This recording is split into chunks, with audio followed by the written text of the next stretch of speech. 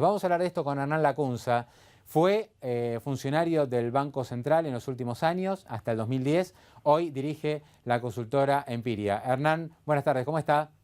Hola Pablo, ¿cómo estás? Buenas tardes. Muy bien, bueno, realmente es asombroso, ¿no? Llama muchísimo la atención, uno pierde de vista cómo han evolucionado las reservas en otros países de América Latina y lo que ha sucedido con Argentina en estos últimos 6 años. Sí, me parece que te escuchaba recién la evidencia que has mostrado de los países del vecindario, de los países de la región, es rotunda en cuanto a explicar que este no es un problema regional o una presunta crisis internacional, que es una teoría que suele argumentar el gobierno para explicar este deterioro persistente y sistemático de las reservas, sino que es un problema más idiosincrásico, más propio de nuestro país, que ha elegido desde hace 4 años largos una estrategia que llamó de desendeudamiento. En rigor no es desendeudamiento porque es un cambio de acreedor, lo que se está pagando a bonistas externos con reservas, en realidad ahora se le debe al Banco Central y el Banco Central se lo debe a sus acreedores, que somos nosotros los que tenemos Te pesos. Así que interrumpo en un realidad... minuto, en este punto te interrumpo porque se conoció el dato de deuda del primer semestre. Estamos al borde de los 200.000 millones de dólares y contra el primer semestre del año pasado subió la deuda más de, no tengo la cifra ahora, creo que son más de 13.000 millones de dólares de aumento. O sea que estamos cada vez más endeudados. Es cierto, ha cambiado el acreedor, pero el gobierno sigue emitiendo deuda y se sigue endeudando. Sí, la verdad que hubo desendeudamiento, te diría, hasta el año 2009, Pablo. Obviamente desde 2009 para acá no hay desendeudamiento nominal porque ahí entramos en déficit y obviamente un país que tiene déficit y que no lo puede, para financiarlo tiene que entrar en deuda y ha emitido deuda desde entonces, crece nominalmente y además hay un cambio de acreedor porque, como te decía recién, ya no debemos, lo que estamos cancelando de deuda externa ahora es deuda interna a los residentes argentinos que, salvo que no se piense pagar esa deuda, esto es que se piense licuar con inflación y devaluación, digo, la deuda no baja, cambia de acreedor. Claro. Así que bueno, la contracara de esa estrategia, que no se sabe si es voluntaria o compulsiva, porque tampoco tenemos claro si alguien nos quiere prestar a una tasa razonable, es bueno, este deterioro de las reservas que contrasta notablemente con la performance del resto de la región, ¿no? Hernán, estamos en menos de 33.000 millones, 32.700 millones según el último dato del Central de ayer. ¿Y qué va a pasar? Digamos, ¿cuál es la evolución que estás previendo hasta fin de año, por un lado, pero también para el 2014? Bueno, me parece, Pablo, que este deterioro que estás marcando, 20.000 millones en 2 años, se nos ha ocurrido poner el cepo para evitarlo hace hace 2 años, octubre de 2011, con la lógica de reprimir la demanda en lugar de explorar las causas. Las causas de esta fuga de divisas es la inflación, porque lo que está sucediendo, a ver, compramos dólares los argentinos y fugamos nuestros ahorros hacia dólares cuando el dólar está barato. No es un fenómeno cultural como suele decir el gobierno. Esto es lo mismo, Pablo, que si va durante varios años seguidos sube el precio del limón, la mandarina y el pomelo, y la naranja no, bueno, todos vamos a comprar naranjas. Eso pasó con el dólar, que no subió durante varios años y sí lo hicieron el resto de los bienes, el resto de los precios. Si no se corrige esa causa, que cuando se adoptó el cepo, digamos, lo que hace el cepo es alargar la agonía. A ver, lo que hace es transformar una corrida en una maratón, pero no hace más que, si no revierte las causas, la dirección va a seguir siendo en el mismo sentido. Si no hacemos nada distinto, de aquí en adelante, bueno, la caída de reservas va a ser persistente, según todas las fuentes de origen y demanda de divisas, balanza comercial, déficit energético, financiamiento de importaciones, pago de deuda externa, viajes, turismo, etcétera. Perderíamos en los próximos 2 años, haciendo una proyección más o menos lineal, unos 15.000 millones de dólares, y entregaría el mando este gobierno, si no sucede nada extraño, con unos 17, 18.000 millones de dólares a fines de 2015, ¿no?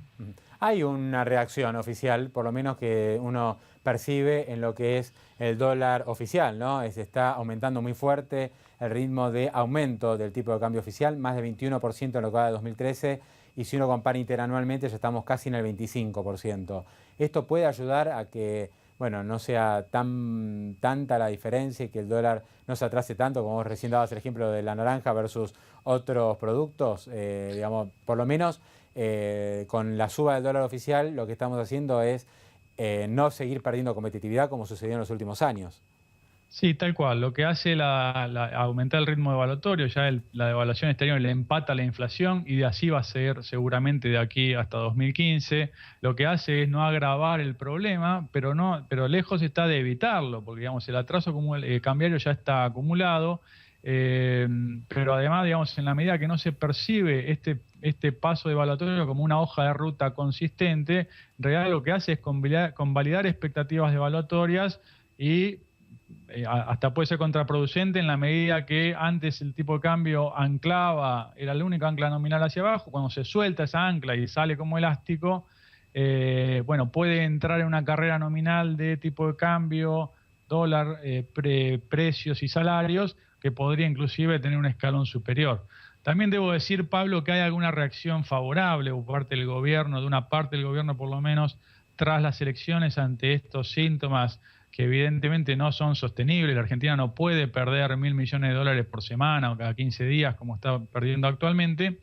Y todas las iniciativas tendientes a restablecer las relaciones normales con el mundo, esto es pagarle los juicios que tenemos pendientes en el Tribunal Arbitral del Banco Mundial, tratar de negociar con los fondos buitres con 2 fallos negativos antes, tratar de entablar negociaciones con el Club de París, a mí me parece que son señales en el sentido correcto. El problema, Pablo, me parece que es que no se percibe que eso sea un paso de una secuencia o de una hoja de ruta preestablecida, sino parecen más bien manotazos de cuando tenemos el agua al cuello, tratar de conseguir algún dólar voluntario, pero mezclados contemporáneamente con ideas más peregrinas como limitar el crédito interno a exportadores o presionar para que suscriban bonos del blanqueo, BAADE y SEDIN, que indudablemente, o inhibir la publicación del dólar paralelo, que indudablemente poco ayudan. Entonces, claro, Hernán, son señales muy contradictorias, ¿no? Por un lado, tratar de acercarse a los mercados internacionales y de recuperar el crédito externo voluntario y al mismo tiempo aprietes, normativas más restrictivas, ¿no? Es como que o se hace una cosa o se hace la otra. Las dos cuestiones al mismo tiempo no se puede, o sea, no puede Argentina volver a los mercados y acceder al financiamiento voluntario y al mismo tiempo seguir con aprietes, restricciones y medidas que impiden el normal funcionamiento del mercado local. Creo, ¿no? Ese es mi punto, Pablo, digamos. Se tiene la sensación de que los días pares hacemos cosas más sensatas, los días impares volvemos al voluntarismo que tuvimos en los últimos 2 años. Y evidentemente, si no se percibe una hoja de ruta con un esquema secuencial de medidas coherentes, bueno, digo, lo que escribimos con la mano lo borramos con el codo. Dicho esto, ninguna estrategia de salida de este estrés que tenemos en el mercado de cambio va a rendir frutos duraderos si no hacemos nada con la inflación, porque la verdad que hacemos cosas para conseguir 700 millones del Banco Mundial, 200 millones del BADE, etcétera, pero son migajas si el Banco Central tiene que vender 200 millones por día, ¿no? Claro, lo último, hablabas de la inflación y obviamente además de los dólares hay que mirar lo que pasa en el mercado de pesos. Y al respecto sacaron un informe hace un ratito nada más, la consultora Empiria, la que dirigís, con un dato muy interesante respecto al nivel de subsidios. ¿Por qué no me das algún detalle de cómo estamos en materia de subsidios, cómo han crecido y cómo esto también impacta, ¿no?, en la política del gobierno en relación a los precios y en relación también al dólar?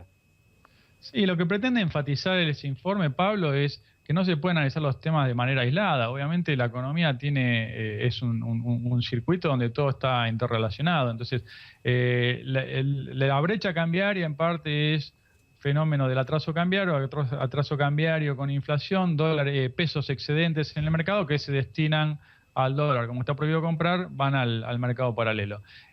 ¿Por qué se emiten esos pesos? Bueno, porque tengo déficit fiscal. Entonces, cuando el gobierno dice no quiero hacer ajuste, miren, cuando tengo déficit, hay 2 formas nada más. O me endeudo, o ajusto, o emito pesos. Ajusto quiere decir igualo ingresos y gastos, como hacemos nosotros en nuestra casa.